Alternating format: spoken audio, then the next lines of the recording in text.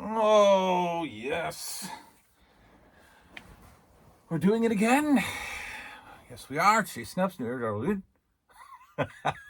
What did I just say? It's Chasing Up. It's New Age Revolution. Down here.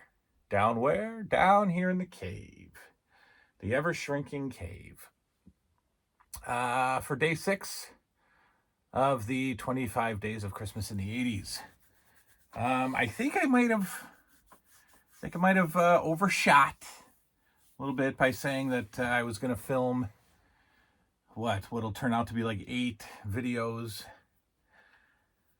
I think I can do it. I haven't done any yet, and we leave in 2 days, but I will try. I will try to have 25 videos, or at least to have videos while I am gone. I will try. I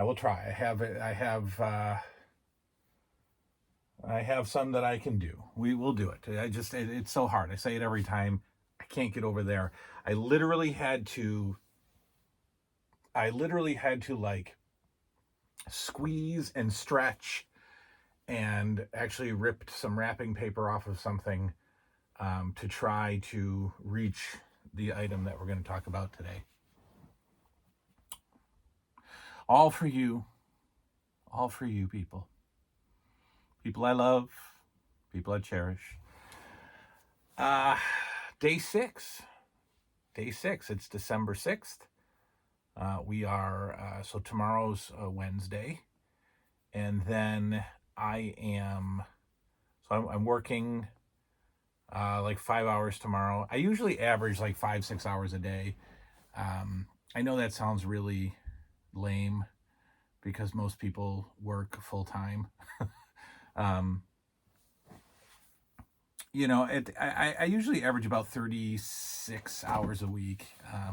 I do like 4 hours on Saturdays, too. So it's all right. But anyway, I'll be going in at 1 tomorrow, coming home at 7.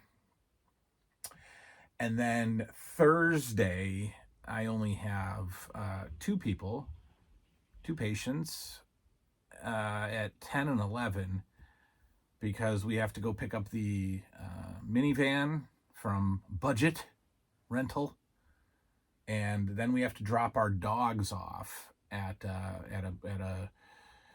a place we found, not a place, a couple, an older man and woman have a business where they watch your dogs for you in their home. So that cost me a ton, but it also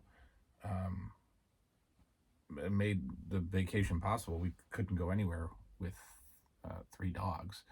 Anyway, so we will be on and then Thursday night, the plan is to have everybody in bed by 8 o'clock. We all know how that goes. And then up at 5 Friday in the van and beginning a 13 hour drive to South Carolina to stay the night, and then back in the car Saturday morning for another 6.5 hours to Orlando. Now, I wasn't going to film the vacation because I didn't really want to have to make filming a priority over fun. So I'm not necessarily going to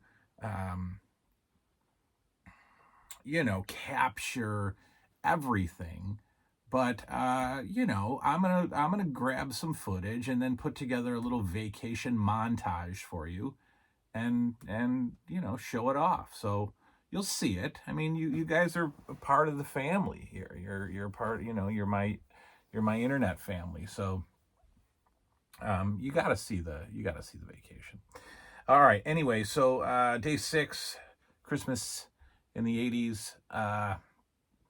What I've got here is one of my favorite accessories of all time. Maybe my favorite accessory of all time, right? We got to kind of say that, right? We got to say that this is my favorite accessory of all time. Now, the Now, the Fling'em ring is my favorite play set of all time. This I'm going to call my favorite accessory of all time, the LJN Wrestling Superstars Steel Cage play set. And boy, we've got a very French box here. So let's take a look-see. We've got your standard Wrestling Superstars De La Lutte. De La Lutte, is that it? Is it De La Lutte? I don't know. Lutte doesn't sound French. De La Lutte? I don't know. The Wrestling Superstars. Cage Match Accessory. All right, Cage Match Accessory. That's what we're officially calling it. Easily converts the Grand Toys official WWF Wrestling ring into an exciting cage match arena. So we're already calling it the Grand Toys, and this is not 89. So obviously, guys, Grand Toys did not just take over in 89. Grand Toys was I believe, the Canadian counterpart of LJN. LJN still is all over this box, but also Grand Toys, as we see here. We have both the Grand Toys and the LJN logos there. Your classic, who were the first two wrestlers in this style of cage? It was Hogan and Bundy from WrestleMania 2. So there you go. Of course, we've got those two featured on the cover. The back is very exciting. The back is very, very exciting. It basically shows you how to put the ringing cage together. Gives you instructions on how to attach it. And then we've got just an awesome little collection of figures. I mean, again, you know, each back of the box is special in its own right, and this one has just a really nice little collection there of figures, including the skirtless Elizabeth. Yeah, there we go, skirtless Elizabeth on the back of the box. Yeah, no prototypes. It doesn't appear in the display here of figures. Usually there's a prototype thrown in. No, indeed, those seem to be all the official. But take a look at this, guys. Take a look at that.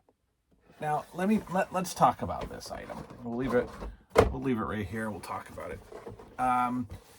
If you are new to the channel, you've not heard the story. If you're not new to the channel, you've heard the story of how this came to be in my life. As I was sitting around upstairs before I came down here, I was thinking, all right, I've always told the story that I had no idea that this existed until I found it in a toy store. But now I'm starting to think that, because this is 86, and 86 was WrestleMania 2. So this came out obviously after WrestleMania 2. Obviously. We got our first look at this style of steel cage in 1986. Prior to that, they used the, your traditional fence steel cage that I loved. Honestly, I hated when they switched over to the blue steel cage. I just hated it because my little kid brain said, how are they going to bleed? Like, how are nice, clean steel bars going to rip your skin open? So I was worried that steel cage matches wouldn't have any more blood because you couldn't get busted open from this cage, right? Because I always liked the Ric Flair scrape across the cage. I always loved that. But anyway, now I'm starting to think that I first saw this on USA All-American Wrestling. Mean Gene was holding the ring and cage with Bundy and Hogan in it. So obviously that had to have been right after WrestleMania, or maybe, well, yeah, it had to be after WrestleMania. They just wouldn't have the toy before WrestleMania. They just wouldn't. So this came out after WrestleMania 2. but I really remember seeing it on All American Wrestling. I think I said All Star Wrestling earlier, but USA All American Wrestling. Mean Gene was showing off this cage. But then, again, the year is 86, and my grandmother is taking me toy shopping as usual, and we go to Kitty City, and we must have like come like around and then up the back of the aisle, because I'm looking at the LJN figures, and I picked up Terry Funk that day. I picked up SD Jones that day. And as we're leaving the aisle, I turn the corner and I see the end cap, and the end cap is all these. And it's the first time I'm seeing this. And I'm out of my mind at that particular moment in a toy store, all of 10 years old, jumping up and down like a toddler, basically clutching the cage and jumping up and down, probably close to tears, but just overjoyed with like disbelief and excitement that this is here. And of course, there was no way that my grandmother was letting me out of the store without the cage. You've heard me also say that I believe, and for years this number has stuck in my head, so I have to think it's right. The price point on this was $6.99.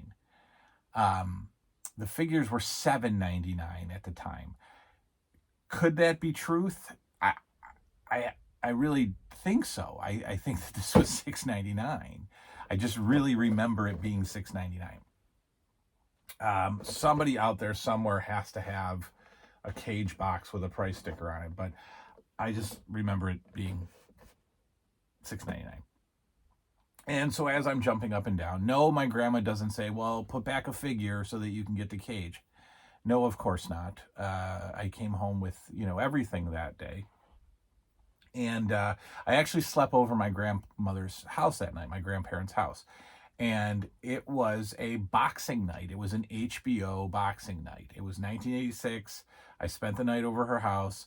That's one of the reasons why she took me shopping, because I was there with her. Whenever I spent the night over their house before I lived with them, before I spent the night over their house, I would bring all of my wrestlers over and play there. So we went shopping to look for more. And I remember it was, again, HBO boxing night, and my grandfather would go to sleep really early. He would go to bed at like 7 o'clock at night, and then he would come down at 10 when the HBO boxing card started, and we would watch it together. But I didn't watch boxing that night. I sat on the floor in the family room, the carpeted family room, and I had a super card of cage matches. I remember just getting, breaking in my cage. And I was probably the most overjoyed kid on the planet to get this and to use it and to set it up. And again, it really just, as much as I don't like the cage for real wrestling, it's so beautiful on the ring. It's so huge. And in fact, it's I have 2 of these, and it's in here. So, well, here you go. I don't want to pull it all out, because there's your cage. There's your blue LJN steel cage that we now try to lovingly cram back in the box. And there we go. All right, so there you go. The Grand Toys Canadian version of the LJN Sling 'em Fling 'em cage match accessory. Once again, my favorite accessory for the LJN ring. I just love telling that story. It just really takes me back, and I don't know. Christmas time is, definitely, bittersweet memories. My grandmother made Christmas really memorable, and all of my Christmas memories from childhood include her. And sadly, they've been gone for quite a while. So anyway, That's day 6. That's the LJN cage. And, wow, I just looked. I've got some photos. I wonder if I've got, well, we won't be able to see her. Oh, yeah. Oh, yeah, there she is. There's good old grandma. Yeah, with a stogie hanging out of her mouth. That's right. There she is. Great. Unfortunately, that's my grandfather from probably about 84. He's the guy in the flannel. Anyway, so that's that. All right, LJN cage, day 6 in the books. We'll do day 7 tomorrow. I've really got to record a bunch for when I'm gone. I will do it. I will do my best. I will do it. I will not let you down. And then we'll get some vacation footage. All right, that's all. Have a good night. Good night now.